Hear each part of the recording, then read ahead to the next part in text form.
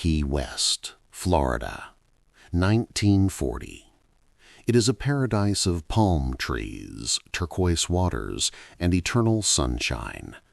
Neighbors go about their business during the tail end of the Great Depression. But inside one specific house, behind heavily drawn curtains, a man named Carl Tanzler is having a tea party. He plays a favorite record on his gramophone.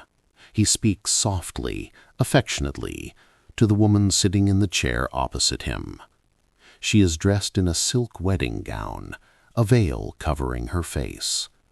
To anyone looking through the window, it looks like a scene of domestic romance.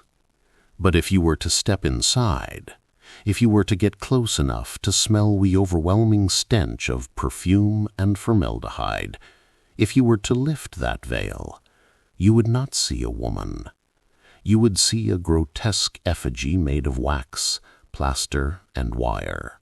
And underneath that shell lay the decomposing skeletal remains of a young woman who had died 7 years prior. This is not a ghost story. This is not fiction. This is the horrifying, true story of Count Carl von Cosel, the man who loved a woman so much he stole her from her grave and lived with her corpse for 7 years. To understand the madness, we must first understand the man. Born in Dresden, Germany in 1877, Carl Tanzler was an eccentric from the very beginning. He was intelligent, undoubtedly, but he walked the fine line between genius and delusion. He claimed to have 9 university degrees. He claimed to be a former submarine captain. He even styled himself as a count, referring to himself as Count Carl von Cosel. But the driving force of his life wasn't his career, it was a vision. As a child, and later as a young man, Carl claimed he was visited by the spirit of a long-dead ancestor, Countess Anna Constantia von Cosel. She supposedly revealed a prophecy to him that one day he would meet the love of his life. She would be a dark-haired, exotic woman, and she would be his soulmate for eternity. Carl carried this prophecy with him across the ocean when he emigrated to the United States. He eventually settled in Key West, Florida in 1927, leaving his wife and 2 daughters behind. He took a job as a radiology technician at the U.S. Marine Hospital. He was in his 50s now, a strange, solitary figure with a thick German accent, waiting for a ghost to keep a promise. April 22, 1930. The prophecy seemingly came true. A young woman named Maria Elena de Hoyos walked into the hospital. She was 21 years old, a stunning Cuban-American beauty with dark curls and dark eyes. She was known locally as a vibrant, kind young woman, but on this day she was terrified. She had come for an examination because she was feeling weak. When Carl Tanzler saw her, time stopped.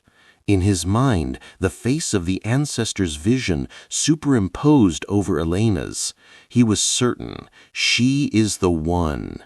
But tragedy struck immediately.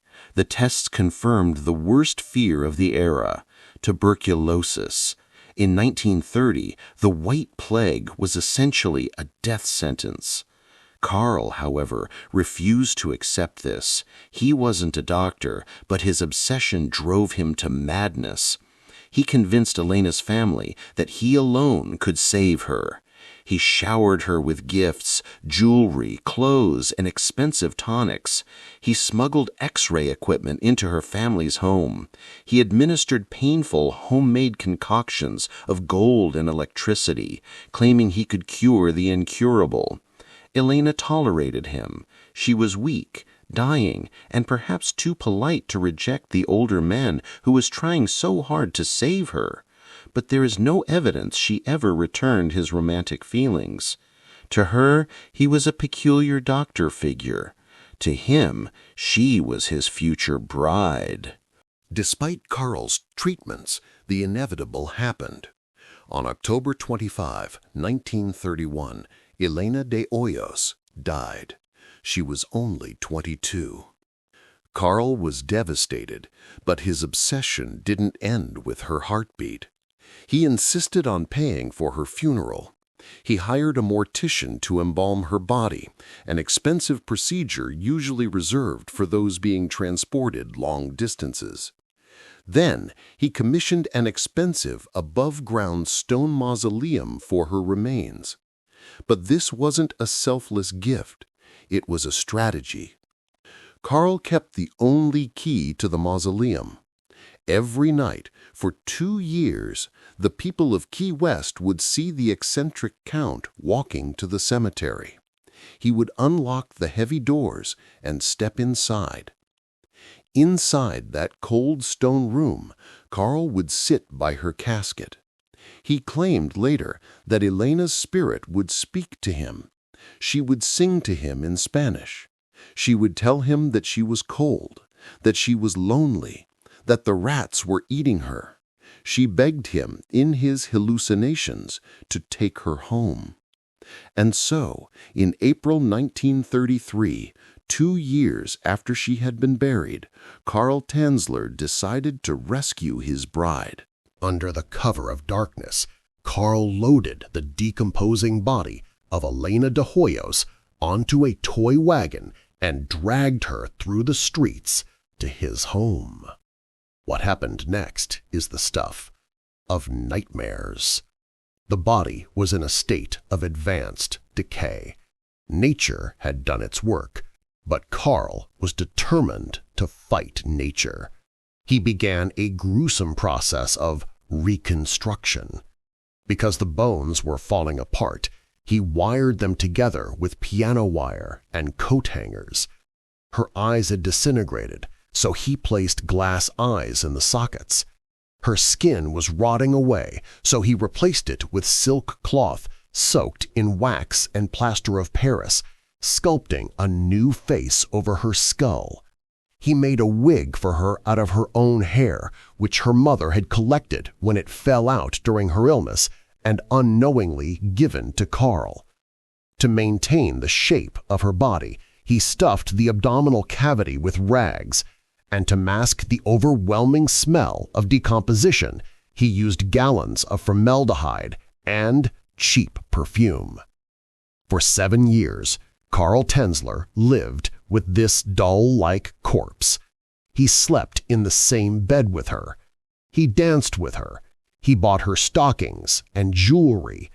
He lived a domestic fantasy with a rotting corpse held together by wire and wax. Now comes the most baffling part of this story. You might expect the public to be revolted. You might expect an angry mob. But when the story hit the national press, something strange happened.